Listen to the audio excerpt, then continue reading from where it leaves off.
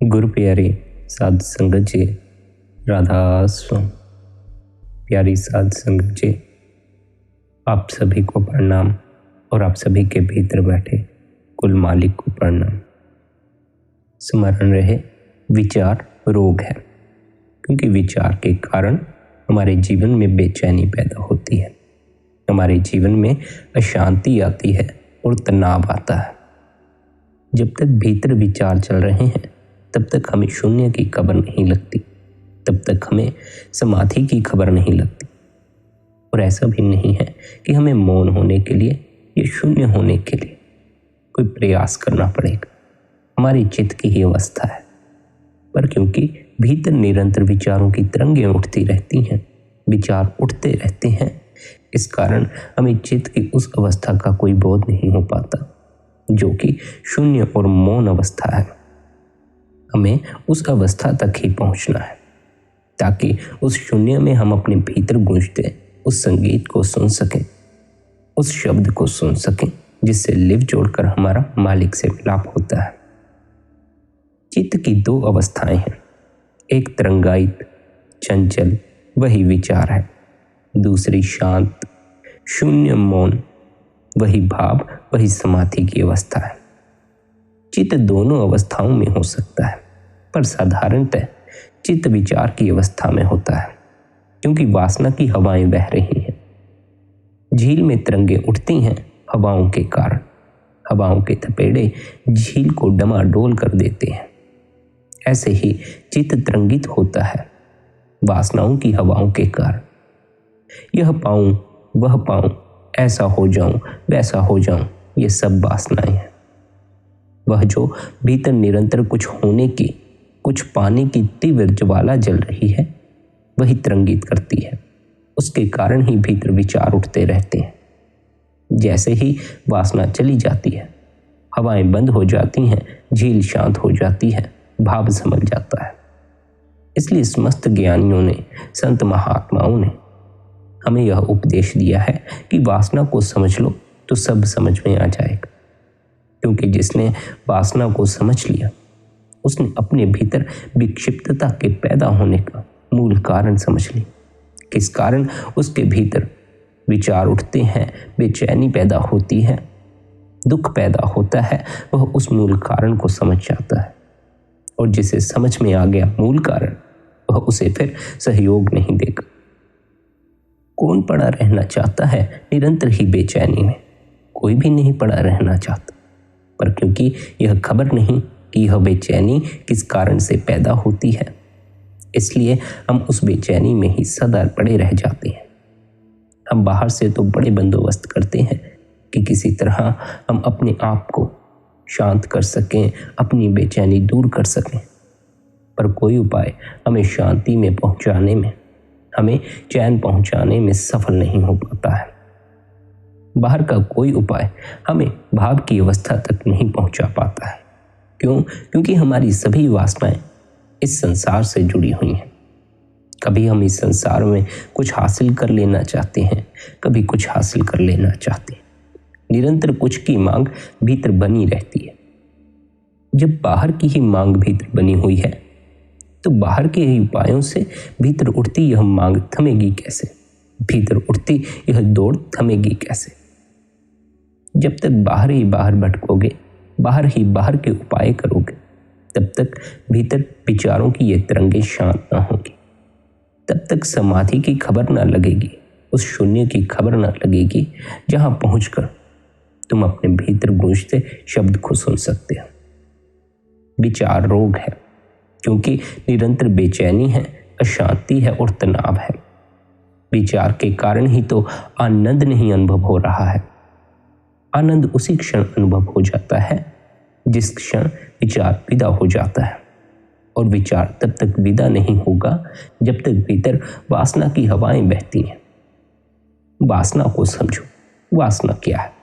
तुम जो हो, तुम उससे जब राजी नहीं होते तो वासना उठती है।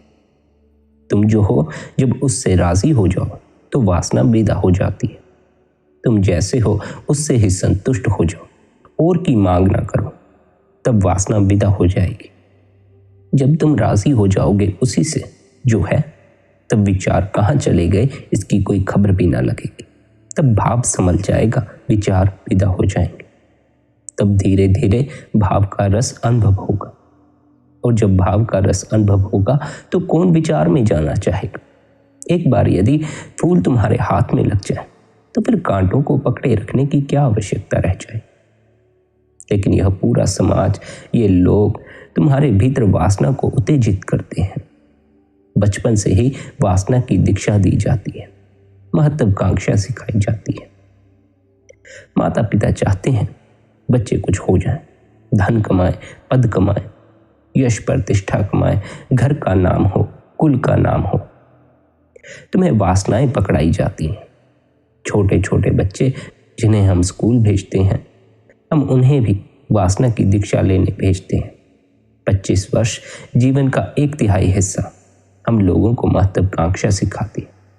कैसे तुम प्रथम हो जाओ, कैसे दूसरों को पीछे छोड़ दो, चाहे कुछ भी कीमत चुकानी पड़े, चाहे जीवन ही खो जाए इस दौड़ में, मगर दौड़कर आगे हो जाना है। मरना तो आगे जाकर मरना, पीछे मत रह जाना किसी से। हमने ऐसी महत्वाकांक्षाएं बच्चों को सिखाई हुई, हमने ऐसी वासनाएं बच्चों के भीतर पैदा कर दी। इस कारण प्रत्येक व्यक्ति दौड़ में पड़ा हुआ है। दूसरों से आगे हो जाने की दौड़ है, दूसरों से जीत जाने की दौड़ है। दूसरों को पीछे कर देना चाहते हैं, दूसरों को नीचा दिखा देना चाहते हैं। कभी कुछ हो जाना चाहते हैं, कभी कुछ हो जाना चाहते हैं। कभी धन हासिल कर लेना चाहते हैं, कभी पद के अधिकारी हो जाना चाहते हैं। और इस हो जाने के कारण हम जो हैं उससे संतुष्ट नहीं हो पाते, उससे राजी नहीं हो पाते। जब तक हम उससे राजी नहीं हो जाते जैसे हम हैं, तब तक वासनाओं की हवाएं बहती रहेंगी और भीतर विचार उठते रहेंगे, भीतर बेचैनी पैदा होती रहेगी। संतुष्ट होने की कला सीखनी होगी, राजी होना होगा। तब कहीं जाकर विचारों से हमारा छुटकारा होगा, तब कहीं जाकर वासनाएं हमारी शांत होंगी। हम धन इकट्ठा कर लेते हैं तो फिर उससे राजी नहीं हो पाते, उससे संतुष्ट नहीं हो पाते। फिर हम चाहते हैं कि और अधिक धन इकट्ठा कर ले। हम किसी पद के अधिकारी हो जाते हैं तो उससे संतुष्ट नहीं हो पाते। फिर हम चाहते हैं कि किसी और ऊंचे पद के अधिकारी हो जाए। एक मंजिला मकान हमारे पास है तो हम उससे संतुष्ट नहीं हो पाते। फिर हम चाहते हैं कि 2 मंजिला मकान हो जाए। हमें प्रेमी मिल जाए तो हम उसके मिलने से संतुष्ट नहीं होते, बल्कि फिर हम चाहते हैं कि सदा ही ये हमारे साथ रहे। यह जो और की मांग हमारे भीतर उठती रहती है, जो है उससे राजी ना होकर कुछ और चाहने की जो चाहत हमारे भीतर उठती रहती है, यही वासना है। और इस वासना के कारण ही भीतर विचार पैदा होते हैं। हम निरंतर महत्वाकांक्षाओं में फंसे हुए हैं। महत्वाकांक्षी प्रभु से जुड़ नहीं सकता। वह प्रभु से कैसे जुड़ पाएगा? उसने तो नरक से अपना नाता बना लिया है। फिर जीवन भर की आपाधापी के बाद, ना मालूम कितने घाटों का गंदा पानी पीने के बाद, जब जिंदगी का सूर्य अस्त होने लगता है और जब लगता है कि हाथ कुछ लगा नहीं, खाली के खाली रह गए, दौड़े बहुत, पहुंचे कहीं नहीं, तब पश्चाताप घेरता है। तब मन सोचता है, अब समाधि कैसे पालूं, अब परमात्मा को कैसे पालूं, अब आनंद को कैसे पालूं। और फिर तुम्हें मन धोखा दे देता है। पाने की चाह फिर भीतर बनी रहती है। पहले संसार पाना चाहते थे, अब परमात्मा को पाना चाहते हैं। फिर मन तुम्हें नई महत्वाकांक्षा पकड़ा देता है। इस महत्वाकांक्षा का रूप भर धार्मिक होता है, ढंग भर धार्मिक होता है, लेकिन इसकी आत्मा तो वही की वही है। चाह तो पाने की ही है। तुम चाहे धन चाहो, चाहे धर्म, पद चाहो, चाहे परमात्मा, जब तक भीतर चाह है तब तक हवाएं बहती रहेंगी और चित्त तरंगित होता रहेगा। तब तक तुम्हें शून्य का अनुभव नहीं होगा। जो धन चाहता है उसके चित्त में धन के विचार उठते हैं। जो परमात्मा चाहता है उसके मन में परमात्मा के विचार उठते हैं। लेकिन विचार तो जारी रहेंगे। हमें तो विचारों से ऊपर उठना है। इससे क्या फर्क पड़ता है कि विचार किसके हैं, धन के या धर्म के, धार्मिक विचार हों कि अधार्मिक विचार हों। विचार तो विचार है और विचारों के कारण ही सारी अशांति, सारी बेचैनी बनी हुई है। इसलिए हमें निर्विचार होना है। ना तो हमें धर्म के विचारों में उलझना है, ना ही हमें संसार के विचारों में उलझना है। हमें तो उस अवस्था तक पहुंचना है जहां भीतर कोई विचार उठे ही नहीं। जब तक तुम कुछ भी होना चाहते हो तब तक तुम भविष्य में कुछ होने की आकांक्षा रखते हो। जब तक तुम कल के प्रति आतुर हो तब तक तुम अशांत रहोगे और विचार की धारा बहती रहेगी। और जब तक विचार की धारा बहती रहेगी तुम परमात्मा से टूटे रहोगे, परमात्मा से तुम्हारा मिलाप न हो सकेगा। धार्मिक विचार भी परमात्मा के और तुम्हारे बीच उतनी ही बड़ी बाधा बनते हैं जितने कि संसारिक विचार बनते हैं। विचार ही बाधा है, निर्विचार मिलन है। हमें निर्विचार की अवस्था तक पहुंचना है। जो नहीं दिखाई पड़ता है उसे देखना है तो साधारण आंखें काम ना दे सके। जो नहीं विचार में आता है उसका अनुभव करना है तो विचार की प्रक्रिया साथ न दे सकेगी। जो नहीं दिखाई पड़ता है उसे देखना है तो आंख बंद करके देखना होगा। आंखें खोलकर वह दिखाई नहीं पड़ता है। आंखें खोलकर तो बस यह संसार ही दिखाई पड़ता है, क्योंकि आंखें बाहर की तरफ ले जाती हैं पर परमात्मा हमारे भीतर है। इसलिए आंखें बंद करके बैठने का इतना महत्व है। फिर उसे देखकर ही नहीं रह जाना है, उसे देखकर अपने अंतर मन में प्रविष्ट करना है, उसे सूझना है, उसे भूजना है। तो जो दिखाई पड़ जाए उतने से ही काम हल नहीं हो जाता है। जो झलक मिल जाए वह हमारी आत्म अवस्था में सम्मिलित हो जानी चाहिए। जो झलक मिले वह बिजली की कोन जैसी ना हो कि आई और गई। हमारे भीतर जलते हुए एक शाश्वत दिए की भांति हो, जिसका प्रकाश बना ही रहे, सदा बना रहे, ताकि भीतर कभी फिर अंधकार पैदा ना हो। जब तक भीतर अंधकार है तब तक विचार, वासनाएं उठती रहेंगी। इन सब का जन्म अंधकार में होता है। प्रकाश की मौजूदगी में इनका पनपना नहीं होता। जब भीतर प्रकाश का आगमन होता है तो अंधकार की विदाई हो जाती है। रात्रि के अंधकार को दूर करने के लिए हमें कोई अलग से प्रयास थोड़ी करना पड़ता है। मात्र सूर्य का प्रकट होना, प्रकाश का प्रकट होना और अंधकार विलीन हो जाता है, विदा हो जाता है। कैसे हमारे भीतर प्रकाश प्रकट हो, कैसे हमारे भीतर से अंधकार दूर हो, थोड़ा हम इस बारे में समझें। जो ऊर्जा निरंतर हमारी नीचे की तरफ बह रही है, वासना में, कामना में, महत्वाकांक्षा में, जो संसार की तरफ प्रवाहित हो रही है, हमें उस ऊर्जा को ऊपर की तरफ ले जाना है, उसे ऊर्ध्वगमन देना है। और एक बार तुम चढ़ने लगे ऊपर की तरफ, ऊर्जा ऊपर की तरफ उठने लगी तो फिर खूब विमल रस, फिर अमृत रस को पियोगे। परमात्मा को बैठ जाने दो हृदय में, तुम बैठ जाओ परमात्मा के हृदय में, फिर पियो खूब अमृत रस। पर परमात्मा से मिलन तभी होगा जब तुम अपनी ऊर्जा को नीचे की तरफ बहाने की बजाय ऊपर की तरफ उठाना शुरू करोगे। ऊर्जा नीचे की तरफ बहेगी तो वासनाओं में पड़ोगे ही, तो कामनाएं उठेंगी ही, फिर चित्त में विचार उठेंगे ही और तुम शांत ना हो सकोगे। तुम्हें बेचैनी का अनुभव होता रहेगा, अशांति में ही पड़े रहोगे। आनंद की झलक हमें इसी कारण नहीं मिल पाती है क्योंकि हमारी ऊर्जा सदा ही नीचे की तरफ बहती रहती है। हमारा चित्त सदा ही वासनाओं और कामनाओं के थपेड़ों के कारण तरंगित हो जाता है। जब तक चित्त पर कोई भी तरंग उठ रही है तब तक अशांति का अनुभव होगा ही, बेचैनी का अनुभव होगा ही। हमें भाव की अवस्था तक पहुंचना है। भाव की अवस्था का अर्थ है चित्त निर्मल हुआ, शांत हुआ। तब फिर वासना की तरंगें नहीं उठती, तब फिर कुछ पाना नहीं है, तब फिर कुछ होना नहीं है। बस चुपचाप मौन में बैठे रहना है। और यह स्मरण रहे कि मौन की अवस्था तक हम तभी पहुंच पाते हैं जब हमारे भीतर विचार ना उठते। बाहर से यदि हम यह संकल्प लेकर बैठ भी जाएं कि हम मौन में बैठे रहेंगे तो हम कभी मौन नहीं हो पाएंगे, क्योंकि चित्त मौन की अवस्था में सदा से ही है। पर जब तक विचार उठते हैं मौन की खबर नहीं लगती, तरंगों की ही खबर लगती है, अशांति की ही खबर लगती है। अपनी ऊर्जा को ऊपर की तरफ उठाना शुरू करना होगा। इंद्रियों में ही हमारी ऊर्जा प्रवाहित होती रही तो हम सदा ही वासनाओं में डूबे रहेंगे। क्योंकि इंद्रियों द्वारा वासनाओं की पूर्ति की जा सकती है। इंद्रियां ना हो तो तुम अपनी वासनाओं की पूर्ति ना कर पाओगे। हमें उस अवस्था तक पहुंचना है जहां हमारा ख्याल इंद्रियों में रह ही नहीं जाता है, जहां हमें इंद्रियों की खबर ही नहीं रह जाती।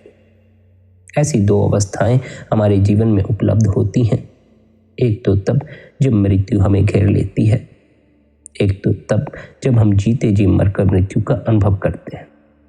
मरकर भी हमारा इंद्रियों पर कोई वश नहीं रह जाता और जीते जी मरकर भी हमारा इंद्रियों में कोई ख्याल नहीं रह जाता, हमें इंद्रियों की कोई खबर नहीं रह जाती। उस अवस्था तक पहुंचना हो जहां इंद्रियों की खबर ना रह जाए, शरीर का बोध ना रह जाए, तो हमें इंद्रियों के जरिए बाहर बहती अपनी ऊर्जा को भीतर इकट्ठा करना होगा और इस ऊर्जा को ऊपर की तरफ के मार्ग पर ले जाना होगा। नीचे के मार्ग पर ऊर्जा बहती रही, नीचे की तरफ अगर ऊर्जा बहती रही तो हम वासनाओं से कभी मुक्त न हो सकेंगे, हम वासनाओं में ही पड़े रह जाएंगे। हमारी ऊर्जा ऊपर की तरफ बहे, इसके लिए हमें निरंतर ध्यान में बैठना चाहिए। इसके लिए निरंतर हमें भजन सिमरन में बैठना चाहिए। भजन सिमरन और ध्यान वह युक्ति है जिसके जरिए हमारी ऊर्जा नीचे की तरफ नहीं बहती, इंद्रियों की तरफ प्रवाहित नहीं होती, बल्कि ध्यान द्वारा हम ऊर्जा के लिए ऊपर का एक नया द्वार खोल देते हैं, जिसके जरिए फिर ऊर्जा ऊपर की तरफ प्रवाहित होती है। जब हमारी ऊर्जा ऊपर की तरफ प्रवाहित होना शुरू होगी, तब कहीं जाकर हमारी वासनाओं से मुक्ति होगी, तब कहीं जाकर हमारे भीतर विचार उठने बंद होंगे। स्मरण रहे, हमारे जीवन में सारी बेचैनी, सारी अशांति विचारों के कारण पैदा होती है और विचार वासनाओं के कारण पैदा होते हैं। वासनाएं उठती हैं और की मांग से। जब हम उसी से राजी हो जाते हैं जैसे हम हैं, जो हमारे पास है, तो फिर भीतर वासनाओं के उठने का कोई सवाल पैदा नहीं होता। वासनाओं के कारण ही सारी दौड़ पैदा होती है, क्योंकि और की मांग के लिए हमें और के लिए दौड़ना भी पड़ता है। यदि हमारे पास कोई पद है, हम उससे संतुष्ट नहीं हैं, और अच्छा पद चाहते हैं, तो और अच्छे पद के लिए हमें दौड़ना ही होगा। फिर दौड़ शांत कैसे होगी? यदि हमने जो धन इकट्ठा किया है, हम उससे संतुष्ट नहीं हैं, और अधिक धन चाहते हैं, तो और अधिक धन के लिए और अधिक दौड़ करनी पड़ेगी। जब तक भीतर दौड़ है, जब तक जीवन में दौड़ है, तब तक संतुष्टि, तब तक जीवन में शांति नहीं, तब तक अशांति ही होगी, बेचैनी ही होगी। दौड़ने वाला व्यक्ति थकता ही है, और थका हुआ व्यक्ति आनंदित नहीं हो सकता है। थका हुआ व्यक्ति बेचैन ही हो सकता है। जो तुम्हारे पास है उसमें संतुष्ट होना सीखो, और की मांग में मत पड़ो। जैसे तुम हो उसमें संतुष्ट होना सीखो, कुछ और होने की चाह मत रखो, वरना तुम जो हो, तुम्हारे पास जो है, तुम्हें उसकी भी खबर न लगेगी। तुम्हारी आंख सदैव और पर ही टिकी रहेगी, और के लिए दौड़ना ही पड़ेगा। दौड़ दौड़ कर भी कुछ हासिल नहीं होता। तुम अब तक दौड़े ही हो, कभी धन के लिए, कभी पद के लिए, कभी नौकरी के लिए, कभी इज्जत के लिए, कभी सम्मान के लिए, कभी किसी चीज के लिए, कभी किसी और चीज के लिए। सदैव दौड़ते ही रहे। दूसरों से सम्मान की इच्छा मत रखो। सम्मान की इच्छा रखोगे तो अवश्य ही अपमानित हो जाओगे। जिस व्यक्ति ने दूसरे से सम्मान की इच्छा रखी है, उसके जीवन में उसकी अपनी इच्छा के कारण ही दुख पैदा होता है। औरों के अपमानित करने से दुख पैदा नहीं होता। दुख इसलिए पैदा होता है क्योंकि तुमने औरों से सम्मान की भीतर इच्छा पैदा कर रखी है। दूसरे सम्मानित जब नहीं करेंगे, इच्छा टूटेगी, तो पीड़ा होना स्वाभाविक ही है। इसलिए औरों से सम्मान की उम्मीद मत रखो। तुम औरों से सम्मान पाने के चक्कर में अपने आप को दुख में मत डालो, अपने चित्त को बेचैन मत करो। तुम्हारे जीवन में दुख तभी पैदा होता है जब तुम्हारी इच्छाएं पूरी नहीं होती, टूट जाती हैं। जब तुम जो चाहते हो वह तुम्हें नहीं मिलता, बल्कि उसके विपरीत मिल जाता, फिर तुम पीड़ा में पड़ते। तुम्हारी इच्छाएं पूरी होंगी या नहीं, इसकी तुम्हें खुद भी खबर नहीं होती, पर तुम फिर भी भीतर इच्छाओं को सजाते रहते हो, औरों से उम्मीदें लगाए रहते हो, कुछ न कुछ हो जाना चाहते हो पाओगे या नहीं इसका कोई पता नहीं, और तुम्हारी उम्मीदों पर खड़े हो पाएंगे या नहीं इसका कोई पता नहीं, पर फिर भी तुम अपने भीतर सब सोचते रहते हो। तुम्हारा अपना सोच विचार ही तुम्हारे दुख का कारण बन जाता है। तुम्हारी कुछ पा लेने की चाहत ही, तुम्हारी अपनी वासनाएं ही तुम्हारे दुख का कारण बनती, क्योंकि पाया कुछ नहीं जाता। इस संसार में कुछ भी हासिल नहीं किया जा सकता। जो भी हासिल करोगे अंत में वह यहीं छूट जाएगा। ज्यादा से ज्यादा 80-90 साल इस भ्रम को टिका लोगे कि कुछ पा लिया है, पर फिर क्या करोगे? फिर यह भ्रम टूटेगा। सदैव सबका भ्रम टूटा है, इसलिए और की मांग मत करो, क्योंकि और अगर तुम इकट्ठा कर भी लोगे और कुछ हो भी जाओगे, तब भी जो भी तुम इकट्ठा कर रहे हो, जो भी तुम जीवन में हो जाओगे, वह सब तुम्हारी मृत्यु के साथ ही मिट जाएगा।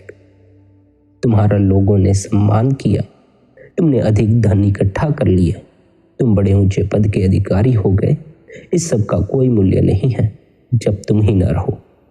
तुम्हारे होने पर ही इस सब का मूल्य है, पर तुम्हारे लिए अपना होना ही मूल्यवान नहीं है। तुम्हारे लिए तो धन मूल्यवान है, तुम्हारे लिए तो लोग मूल्यवान है, तुम्हारे लिए तो यह संसार मूल्यवान है। जिसका असल मूल्य है उसकी तुम कदर नहीं करते।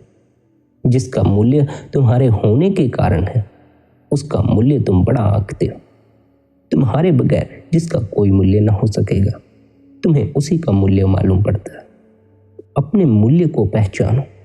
इस जीवन को उन चीजों के लिए बर्बाद मत करो जो तुम्हारे मिटने पर मिट जाती हैं, तुम्हारे साथ न जाती हों, तुम्हारा साथ न दे सके। इस जीवन में कुछ ऐसा हासिल करो जिसे हासिल करके मृत्यु के समय भी वह तुम्हारे साथ जा सके। क्या तुम्हारे साथ मृत्यु के समय जाता है? तुम्हारे भीतर का अनुभव। बाहर के जगत का कुछ भी तुम्हारे साथ नहीं जाएगा, तुम्हारे भीतर का अनुभव तुम्हारे साथ जाएगा। और यदि तुम्हें मरते समय भीतर का कोई अनुभव ना हो, तो फिर तुम्हें ऐसा ही लगेगा कि अंत में तुम्हारे हाथ खाली ही रह गए। जो अपने भीतर का अनुभव कर लेते हैं, उन्हें मृत्यु के समय अपने हाथ खाली मालूम नहीं पड़ते, बल्कि उनके हाथ तो भरे हुए होते। जो भीतर की खबर लेते हैं, वे मृत्यु के समय भी अपने साथ कुछ बचा कर ले जाते। जो बाहर ही बाहर भटकते रहते हैं, भीतर की जिन्हें खबर नहीं होती, वे मृत्यु के समय अपने साथ कुछ भी नहीं ले जा पाते। अपने मूल्य को पहचानो। अपने जीवन को वासनाओं में ही बर्बाद मत करते रहो। वासनाओं में ही पड़े रहे तो भीतर विचार कभी शांत ना हो पाएंगे। और क्योंकि भीतर तुम्हें विचार उलझाए रखते हैं, जब तक भीतर विचार उठेंगे, तुम्हें भीतर जो आनंद है, भीतर जो तुम्हारा होना है, उसकी तुम्हें खबर ना लगेगी, क्योंकि भीतर विचारों का पर्दा पड़ा रहेगा। फिर तुम विचारों में ही फंसे रहो। विचारों से ऊपर उठना है, विचारों से परे होना है, तो वासनाओं से मुक्त होना सीखो। कैसे वासनाओं से मुक्त होना है? और की दौड़ में नहीं पड़ना, जो है उससे राजी होना। तुम यदि अपने आप से राजी हो जाओ, तुम जैसे हो उससे राजी हो जाओ, तुम्हारे पास जो है उससे राजी हो जाओ, तो वासनाएं तुम्हें घेर ना सकेंगी, वासनाएं तुम्हें पकड़ ना सकेंगी। जितना तुम राजी होना सीखोगे, उतना तुम पाओगे चित्त शांत होने लगा। चित्त की अशांति हमारे राजी ना होने के कारण पैदा होती है। हम अपने अतीत से राजी नहीं हो पाते, जो बीत गया है उससे भी राजी नहीं हो पाते। जो गलतियां अतीत में कर आए हैं, सोचते हैं किसी न किसी ढंग से फिर से सब सही कर सके। और क्योंकि अतीत को बदलने का हमारे पास कोई उपाय नहीं, तो हम सिर्फ विचारों में ही सोचते रहते हैं। हम सिर्फ विचारों में ही अतीत को बदलने का प्रयास करते रहते हैं। अतीत से राजी होना सीखो। तो जो बीत गया वो बीत गया, अब तुम उसे बदल ना पाओ। उसे बदलने की चाह जब तक भीतर है, तब तक तुम विचारों में ही फंसे रहोगे। भविष्य के प्रति राजी होना सीखो। जो नहीं घटा है, हम उसके प्रति भी राजी नहीं हैं। जो अभी घटा नहीं, हम उसे भी स्वीकार नहीं कर पाते। हम अपनी तरफ से वासनाएं खड़ी कर लेते हैं, चाह खड़ी कर लेते। हम चाहते हैं हमारा भविष्य ऐसा होना चाहिए, हम चाहते हैं हमारे पास भविष्य में इतना धन होना चाहिए, यह गाड़ी होनी चाहिए, इतना बड़ा मकान होना चाहिए, वह व्यक्ति हमारे जीवन में होना चाहिए, या कुछ भी होना चाहिए। भविष्य अभी घटता भी नहीं है, हम पहले ही उसे अस्वीकार करना शुरू कर देते हैं। हम पहले ही उससे राजी नहीं होते। फिर जब भविष्य घटेगा, हम तब कैसे राजी हो पाएंगे? जब हम अभी राजी नहीं हैं, अभी हमने चाह खड़ी कर रखी है, तो हम बाद में भी कैसे राजी हो पाएंगे? तुम्हारे पास जितना धन है उतने में संतुष्ट होना सीखो। अधिक की मांग करोगे तो अधिक इकट्ठा कर पाओगे या नहीं यह तो पता नहीं, पर उस अधिक को इकट्ठा करने के चक्कर में भीतर बेचैनी अवश्य ही पैदा कर लोगे, भीतर अशांति अवश्य ही इकट्ठी कर लोगे। तुम जिस पद पर हो उस पद से राजी होना सीखो। किसी ऊंचे पद के अधिकारी हो पाओगे या नहीं हो पाओगे इसका कोई पता नहीं है, पर उस होने के चक्कर में तुम अपने भीतर बेचैनी पैदा कर लोगे। एक दौड़ पैदा कर लोगे और दौड़ अशांति लाती है, दौड़ कभी भी शांति नहीं लाती। और अधिक संभावना तो यह है कि तुम बाहर की दौड़ भी शायद ही करो, बस भीतर ही भीतर दौड़ते रहोगे, विचारों में ही खोए रहोगे, निरंतर विचारों के साथ ही यात्रा करते रह जाओगे।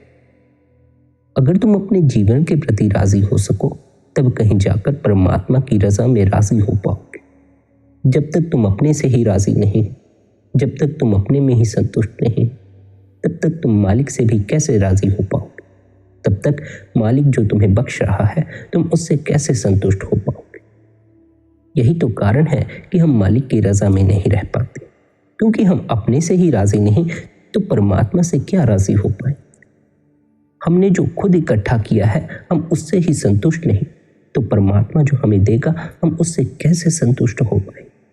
अपने से ही राजी होना अगर इतना कठिन हो जाए तो फिर मालिक की रजा में राजी होने का कोई सवाल ही पैदा नहीं होता। जो अपने से ही राजी नहीं है, जो अपने जीवन से ही राजी नहीं है, जो सदैव और की मांग कर रहा है वह फिर परमात्मा के सन्मुख जाकर भी और की ही मांग करता रहता है। सदैव फिर परमात्मा के सामने बैठकर वह मांग ही करता रह जाता है, यह दे दो वह दे दो। जो है उसके लिए उसका शुक्र नहीं करता है। मालिक का शुक्र करना सीखो। तुम्हें श्वास आती है इतना ही बड़ा है, बाकी तो कुछ इकट्ठा हो या ना हो, इतनी ही उस मालिक की तुम पर बख्शीश बड़ी है। इतने के लिए भी तुम उसके शुक्रगुजार हो जाओ तो तुम्हारे भीतर और की मांग ना उठे। पर तुम्हारी नजर इस तरफ कहाँ जाती है? तुम यह कहाँ सोचते हो कि तुम्हारी श्वास चलती है इसलिए तुम्हारा इस संसार से संपर्क है, इसलिए तुम्हारा इस संसार से संबंध जुड़ा हुआ है। तुम ये कहाँ सोचते हो कि तुम्हारी श्वास चल रही है इसलिए तुम धन इकट्ठा कर पा रहे हो, इसलिए तुम अपने सामाजिक रिश्ते निभा रहे हो।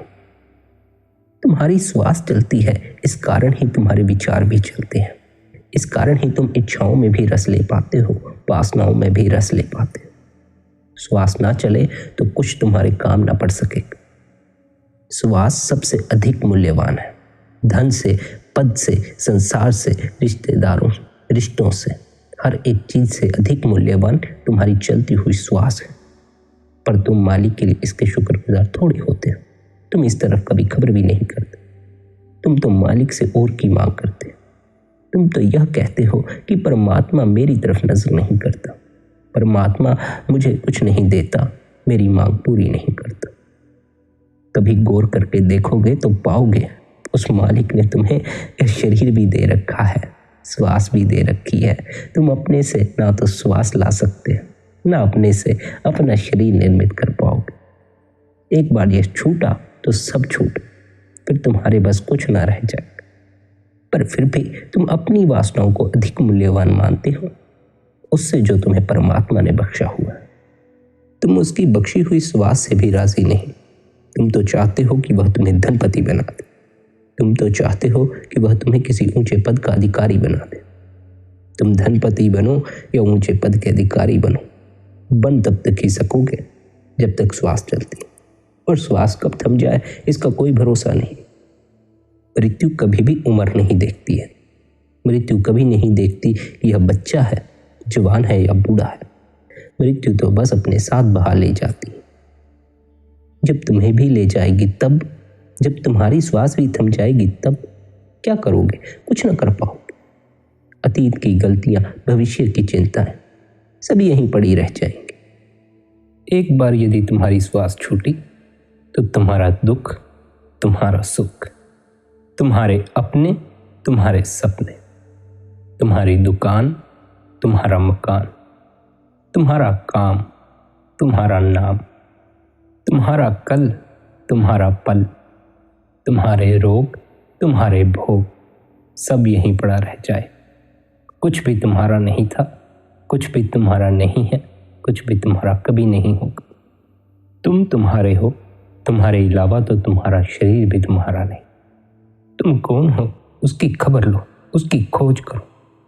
तुम्हें लगता हो तुम तुम्हारे नाम हो, तो तुमसे अगर तुम्हारा नाम छीन लिया जाए फिर तुम अपने को क्या कह के पुकारोगे? फिर तुम क्या बताओगे कि तुम कौन हो? तुम्हें जो नाम दिया गया इस संसार में जीवन जीने के लिए, तुमने उस नाम को ही अपना होना समझ लिया है। तुम्हें लगता हो तुम धनपति हो, तो यदि तुमसे तुम्हारा धन छीन लिया जाए तो फिर क्या कहोगे कि तुम कौन हो? स्मरण रहे, जो धनी व्यक्ति हैं वही निर्धन भी हो सकते हैं। जो पहले ही निर्धन है उसके निर्धन हो जाने का सवाल ही पैदा नहीं होता। जो धनी व्यक्ति हैं वे स्मरण रखें कि निर्धन हो जाना सिक्के का दूसरा पहलू है। कब दूसरा पहलू आकर सामने प्रकट हो जाए इसका कोई भरोसा नहीं है।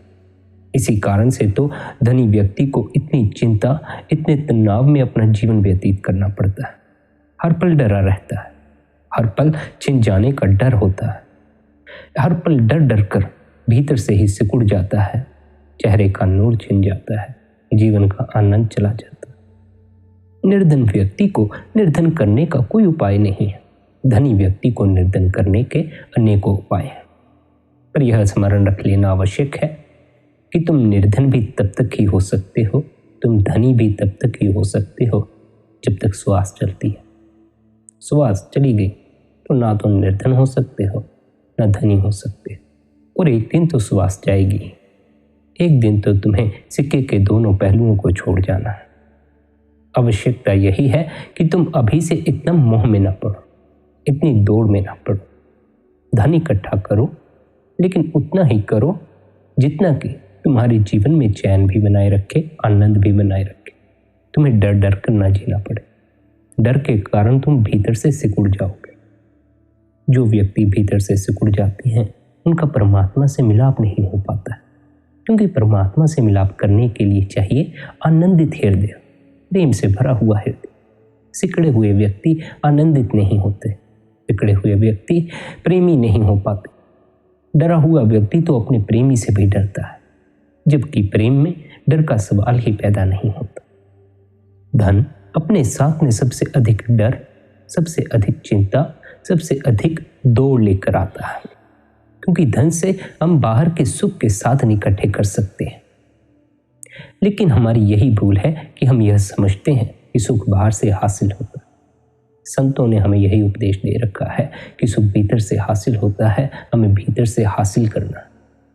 भीतर से हासिल होने का इतना ही अर्थ है कि जो निरंतर तुम्हारे भीतर यह मांग उठ रही है, निरंतर तुम्हारे भीतर ये विचार चलते रहते हैं, निरंतर तुम्हारे भीतर जो यह अशांति बनी रहती है, तुम्हें इसे शांत करना हो।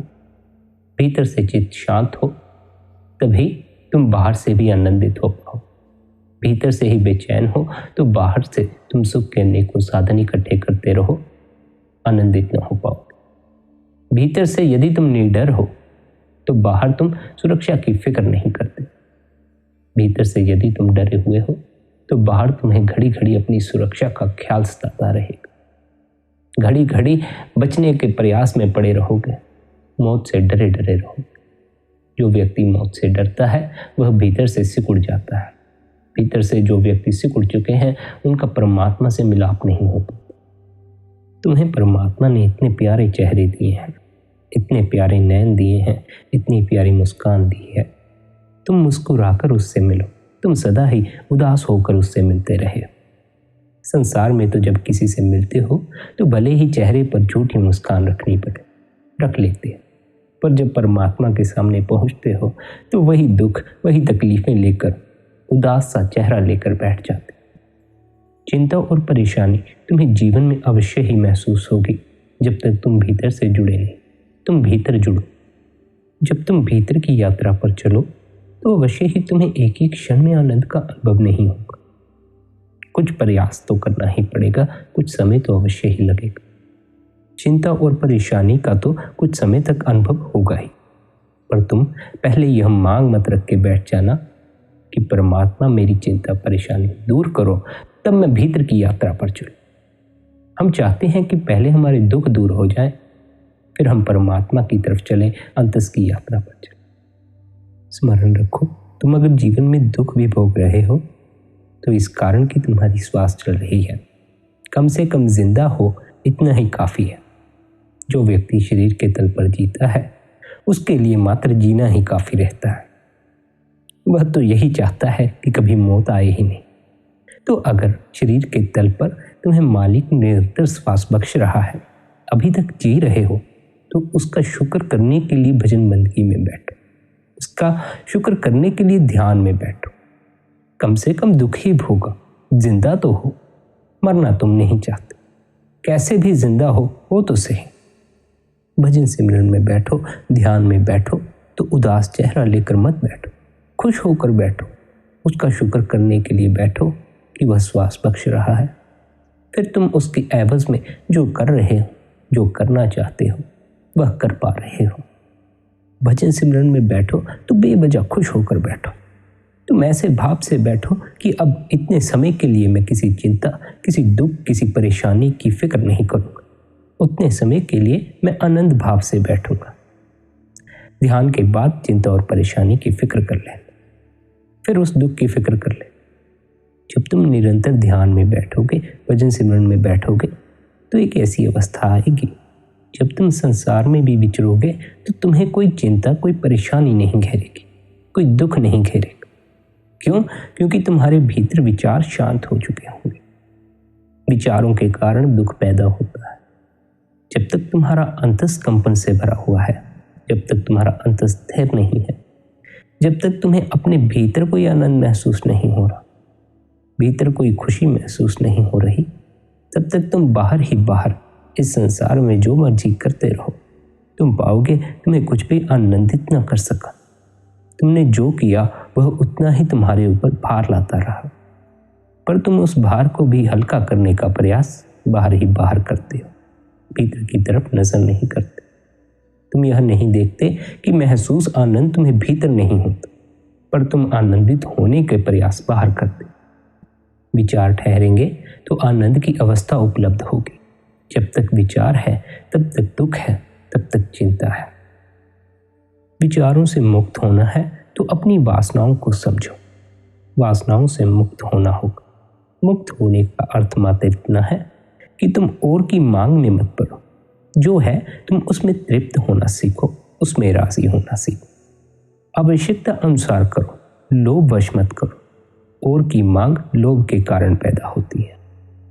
जब तक वासनाओं में तुम्हारी रुचि है, तब तक तुम्हारी ऊर्जा ऊपर की तरफ प्रवाहित न हो सकेगी। फिर ऊर्जा नीचे की तरफ ही बहती रह जाएगी। फूल जब ऊपर की तरफ उठता है तब खिलता है। हमारी ऊर्जा जब ऊपर की तरफ उठेगी तो हमारे भीतर का फूल खिलेगा। तब कहीं जाकर हम कमलवत हो पाएंगे। कमल कीचड़ में भी रहता है, लेकिन फिर भी उससे अछूता रहता है। तब कहीं जाकर हम जब संसार में भी रहेंगे तो संसारिक दुख, संसारिक चिंताएं, संसारिक वासनाएं, संसारिक परेशानियां हमें नहीं पकड़ सकें। संसार में रहते हुए भी हम इनसे अछूते रह जाएंगे। जब तुम्हारी ओर की मांग छूटने लगेगी, जब तुम अपने आप से राजी होने लगोगे, जब तुम जो तुम्हें उपलब्ध है उससे राजी होने लगोगे, तो तुम धीरे धीरे जीवन के प्रति भी राजी होने की कला सीख लोगे। और जो व्यक्ति जीवन के प्रति राजी हो सकता है, वही मालिक की रजा में रहने के लिए राजी हो सकता है। वरना मालिक की रजा में रहने की कोई बात नहीं उठती। हम अपने आप से ही राजी नहीं। हमें जो उपलब्ध है हम उससे राजी ही नहीं। हम अपने जीवन से ही राजी नहीं। हमें लगता है जीवन दुख है। जीवन तो परम सुख है। हमने दुख बना लिया है। जीवन हमसे आकर यह नहीं कहता कि हम औरों के साथ झगड़े करें, औरों की निंदा करें, औरों की बुराई करें, औरों को दुख पहुंचाएं। हमसे जीवन आकर यह नहीं कहता कि हम औरों की हत्या कर दें, औरों का सब उजाड़ दें और अपने ही जीवन को अपने हाथों नष्ट कर दें। सब हमारे अपने फैसले हैं, सब हमने अपने आप लिए हैं। हम दूसरों को जिम्मेवार ठहरा देते हैं, वह हमारी अपनी भूल है। हमें जो भी अपने जीवन में उपलब्ध हुआ है, हमारे अपने फैसलों के कारण हुआ है। हमने जिस प्रकार बाहर की यात्रा का फैसला लिया है, उसी प्रकार हम ही भीतर उतरने का भी फैसला ले सकते। हमने जिस प्रकार बाहर ही बाहर इतना प्रयास किया है, हम उसी प्रकार भीतर भी मालिक से मिलाप करने के लिए प्रयास कर सकते हैं। स्मरण रहे, प्रयास शब्द मात्र समझाने के लिए इस्तेमाल किया जाता है। भीतर की तरफ प्रयास नहीं करना है, बल्कि अप्रयास होना है। भाषा के कारण हमें ऐसा लगता है कि अप्रयास होने के लिए भी हमें कोई प्रयास करना पड़ेगा। अप्रयास होने का मात्र इतना ही अर्थ है जब अप्रयास होने के लिए भी कोई प्रयास न किया जा रहा हो, कुछ भी न किया जा रहा हो, पूरी तरह तुम शांत होकर बैठे हो, किसी तरह की भीतर कुछ करने की कोई चाह नहीं उठ रही है, पूर्ण मौन में तुम बैठे हो। यही मौन का मतलब है। जब तुम्हारे भीतर किसी तरह का कोई भी न सवाल उठ रहा है, कोई भी न इच्छा उठ रही है, कोई भी न वासना उठ रही है, तुम कुछ भी नहीं करना चाहते, तुम ध्यान भी नहीं करना चाहते, मात्र तुम शांत होकर बैठे रहना चाहते। ध्यान का उद्देश्य, ध्यान का मकसद, भजन बंदगी का मकसद तुम्हें उस अवस्था तक पहुंचाना ही है जहां तुम्हारे भीतर किसी तरह का कोई कंपन नहीं होता, जहां तुम्हारे भीतर कुछ भी नहीं उठता, सब शून्य में समा जाता है। भजन सिमरन के जरिए, ध्यान के जरिए हम अपने ख्याल को तीसरे तिल पर टिकाते हैं। हम अपने ध्यान को तीसरे तिल पर पक्का करने के लिए अभ्यास करते हैं। हमारा ध्यान बार बार तीसरे तिल से नीचे उतर आता है, क्योंकि हमें वासनाओं में रस है और वासनाओं की पूर्ति तब तक नहीं हो सकती जब तक आपका ध्यान तीसरे तिल से नीचे ना आता हो। अगर आपको किसी दृश्य को देखने में भी रस है तो उसके लिए भी यह जरूरी है कि आपका ध्यान तीसरे तिल से नीचे उतरकर आंखों पर हो। इसलिए हमें अपने ध्यान को तीसरे तिल पर ही पक्का करना है, ताकि हमारा ध्यान किसी भी तरह से किसी अन्य इंद्रिय तक न जाए, वरना हमारी शक्ति उस इंद्रिय द्वारा बाहर व्यय होना शुरू हो जाएगी। हमारी ऊर्जा फिर नीचे की तरफ बहने लगेगी। जब हम तीसरे तिल पर अपने ध्यान को टिकाए रखेंगे तो हमारी ऊर्जा अपने आप से ऊपर की तरफ प्रवाहित होना शुरू हो जाएगी। हमारा लक्ष्य ध्यान को तीसरे तिल पर पक्का करना है। हमारा ध्यान जब तीसरे तिल पर पक्का होगा तो ऊर्जा तीसरे तिल की तरफ उठनी शुरू होगी, इस जगह पर चोट करनी शुरू होगी। फिर यह जो द्वार बंद है, यह ऊर्जा की चोट से खुलेगा। जब तक ऊर्जा की चोट तीसरे तिल पर नहीं पड़ेगी तो यहाँ जो भीतर से मार्ग है, जो द्वार है ऊर्जा के प्रवाहित होने का, वह खुल ना सकेगा।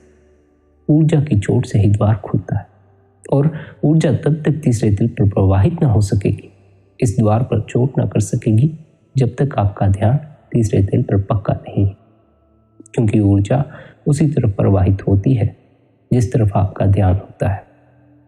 तीसरे तिल पर बंद इस द्वार को ऊर्जा की चोट द्वारा खोलना है। इसलिए तीसरे तिल पर अपने ध्यान को पक्का करने के लिए निरंतर अभ्यास करें, निरंतर भजन सिमरन करें, निरंतर ध्यान में बैठें। अंत में यह स्मरण रखें, सिमरन जुबान से करते करते मन से करना शुरू करना है। मन को सिमरन में लगाना है। मन सिमरन में लगेगा तो विचार थमने शुरू होंगे।